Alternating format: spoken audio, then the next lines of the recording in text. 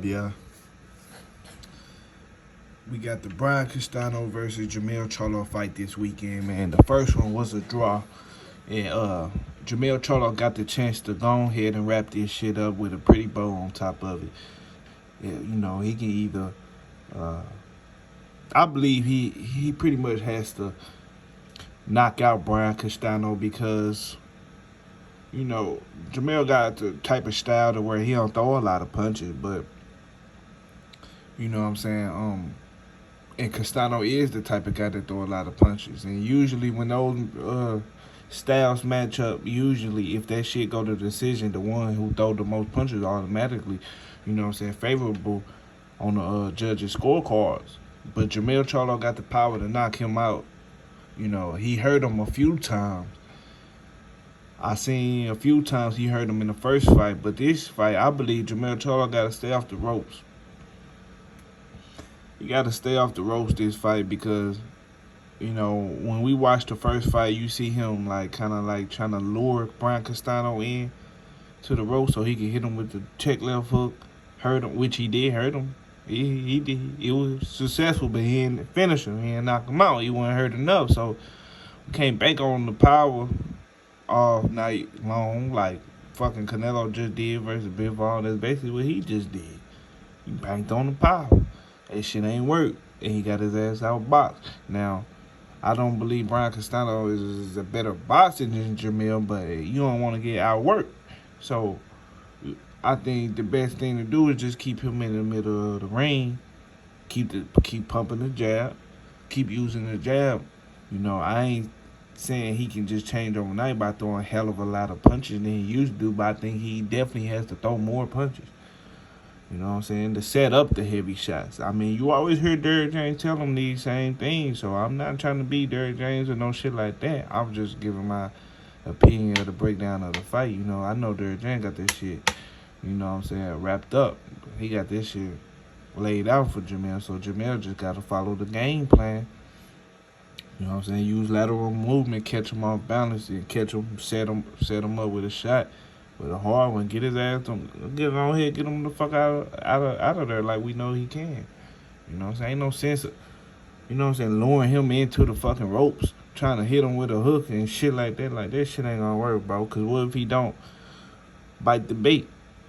What if he don't bite the bait and overextend himself into coming in and try to work on the inside while you against the ropes? What if he back up off you just like Bivol just did versus Canelo? What if he do that shit? So we gotta have multiple game plans, bro. We gotta, jab him to the body like he did Banana. Do his ass like he did Banana ass. Jab him to the body, check him to the body. I mean, I'm not saying Jermell Charlo got to automatically turn to a fucking body puncher like Earl Spence, but he is a hard puncher, so I believe if he can throw some shots to the body, test him down there, shake him up a little bit. Don't be a headhunter the whole fight. But good fight, man. Brian Castano is a good ass fighter, so Jermell Charlo definitely got his hands full, and plus Brian Castano thinks he has the game plan. When I was watching him, it seemed like he took a lot of little things from Tony Harrison. What Tony Harrison was doing, Tony Harrison was outboxing Jermell, but his stamina wasn't too good, so he ended up fading in the second half of the fight and getting caught with a shot and ultimately got finished. So you can be a better boxer than Jermell, but if he catch you, he can get you the fuck on up out of there. You can be a better boxer. You can outwork him and all that shit. But the only thing I'm just saying for Jermell, I don't want him to bank on that shit. Like, you got to have a few other things, up your sleeve. This shit for all the belts. It's a big-ass fight. I'm sure Brian Castano coming with that shit. So, I mean, what y'all think? Is y'all banking on... Is y'all going with Brian Castano? Because I'm going with Jermell. I think Jermell does better when he comes back for the second fight, similar to how he did with Tony Harrison. Tony Harrison came in the first fight fighting on the back foot. and basically just outboxing Jermell. But then Tony Harrison switched up his game plan for the second fight and came forward versus Jermell Charlo. He had a lot of success, but him being on the inside ended up getting him caught.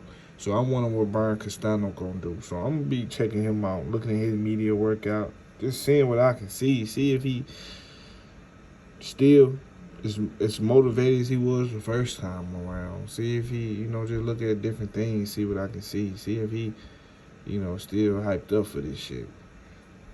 Because all it takes is one mistake, one lapse of focus, and Jermell getting you the fuck up out of there, bro. Making history, man. Doing what he got to do. But I got Jermell, y'all. I got Jermell. I think Jermell was a little off the first fight. I don't really know what was going on in camp, but it seemed like he wasn't as focused and shit.